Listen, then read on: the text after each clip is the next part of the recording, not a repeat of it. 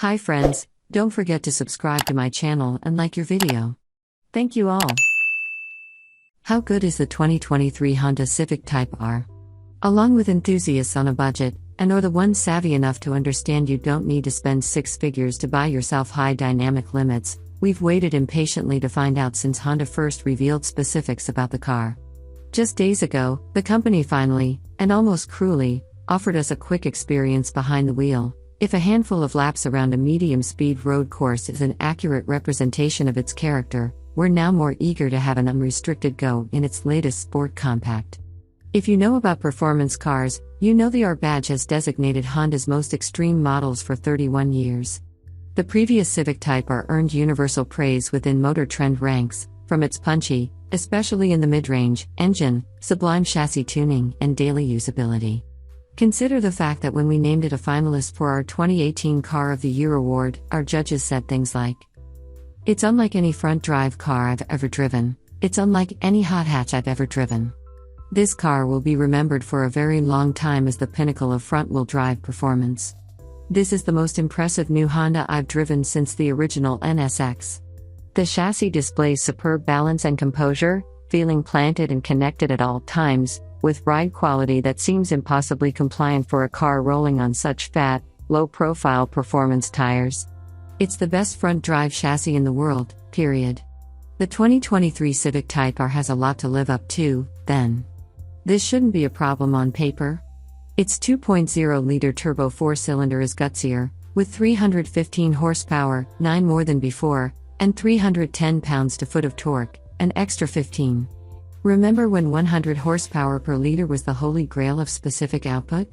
We're now talking 157.8 horsepower per liter in a car costing well less than $50,000. There's also a new active exhaust system, better cooling, an 18% lighter flywheel, a stiffer chassis, an even more precise shifter for what was already an insanely good gearbox, greater front and rear track widths, and suspension and steering. Honda promises are better than ever. Wider wheels and tires are present, too, and the car rides 0.5-inch lower while measuring 0.6-inch wider and features a 1.4-inch longer wheelbase. Then there are the revised aero elements adorning a body that now presents as an aggressive small sedan rather than the former version's hatchback, all in a total package that weighs only about 50 pounds more than before. The cargo opening is still a full hatch. 3 days prior to the United States Formula One Grand Prix held at Circuit of the Americas near Austin, Texas, on October 23, Honda invited a group of journalists to drive the 2023 Civic Type R at Harris Hill Raceway nearby San Marcos. The surprise, freshly crowned two-time F1 world champion Max Verstappen and his Red Bull Racing teammate, Sergio Perez, rocked up to give us a couple hot laps around the 1.82-mile, 11-turn club track. The F1 driver's presence served as a reminder that, despite Honda scaling back its F1 involvement with Red Bull following the conclusion of the 2021 season, a strong relationship remains intact between the two. Strapping into the Civic Type R next to Verstappen, who won the US GP days later and clinched the 2022 Constructors' Championship for Red Bull and Honda, the 25-year-old Dutchman smiled, offered a fist bump, and punched us out of the pit lane. He and Perez had only done a few reconnaissance laps of the circuit, yet an F1 driver's ability to find the limit quickly on an unfamiliar track was comically evident. Pitching the Civic Type R aggressively yet smoothly into the sweeping corners, Verstappen's braking inputs were surprisingly moderate as he mostly used just one hand on the wheel to rotate the Honda on entry, carrying massive speed at every turn and appearing to use a full 1% of his brain capacity as he did so. The harder he went, the better the car seemed to respond, never washing out in a big understeer, the rear end at times getting quite loose and then gripping up easily time and again. The only moment anything went even slightly awry occurred when he botched a shift. "No steering wheel paddles here," he reacted with a bemused oops, the suspension coping impressively with an unexpectedly body-rattling track surface, the result of Harris Hill being built atop unstable clay ground just like what lies beneath the Circuit of the Americas tarmac F1 runs on. "It's quite bumpy," Verstappen observed dryly halfway around lap 1. Soon after, an extra-large heat bounced our helmeted head loudly off the B-pillar, which elicited a comforting response of dead silence from the world champion. We're pretty sure we caught him smiling, though. Or maybe it was a smirk. Asked afterward about his impressions of the Type R, he said, "This was the First time I could really just have a good go of it, because last time I was driving it, it had just got to Europe and I had to do some filming. So there were cameras all over, attached to the car. It was not that exciting. They kept reminding me, there's only one car here, there's only one car here.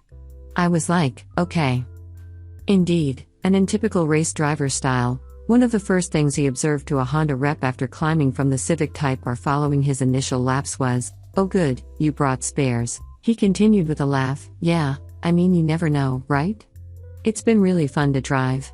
I think this car compared to the previous version took a good step forward in handling. I always felt the previous car had a bit too much understeer. Of course, with a front-wheel drive car, but this one really comes alive and feels like it has a lot more front-end grip. When you want to have fun around the track like this, it's good to have the strong turn-in. You would think maybe it's too strong for the rear. But once you have the rear sliding a little bit, it's very easy to control and a lot of fun to drive."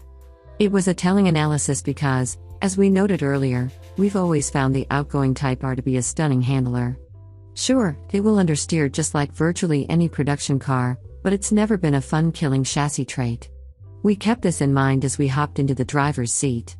Piloting a car we'd never driven previously for just a few laps while following an instructor around a track we'd never seen before was never going to deliver the definitive word on its abilities. But it was easy to see Verstappen's point almost immediately. The 2023 Civic Type R feels slightly quicker than its predecessor, but the real magic appears to be the way its front end responds even quicker to the steering wheel, the latter also feeling more positive and direct thanks to its stiffer architecture. Get your braking, turn in, and throttle input somewhere in the vicinity of correct, and the tail unhooks itself easily but benignly, which makes corner entry rotation achievable even for people who haven't won 33 Grands Prix. As track day drivers know, this is a big key to quick lap times. It's also the key to big fun.